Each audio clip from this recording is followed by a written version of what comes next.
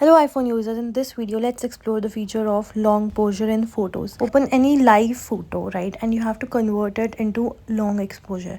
So these are some of my live photos that I've selected, and see on top there is option of live photo, right? You tap on live and you get these option. You have to tap on long exposure. Now see, I will show you the difference. I'll make you understand it, that any photos that is into live, it will convert into like this. You can slide like as a video and it will be in long exposure, more visible to you, all the frames, right? And here the whole action of the monkeys are visible, right? I am showing you more examples so you can understand it better. So here with the long exposure we can understand that there is shift of lighting and movement of people, and then this is a flower, right? If I do it on long exposure, it won't show much because it depends on the action as well, right? So you see, there is some action and we can clearly see it. So it will be in that way and you can share it with people.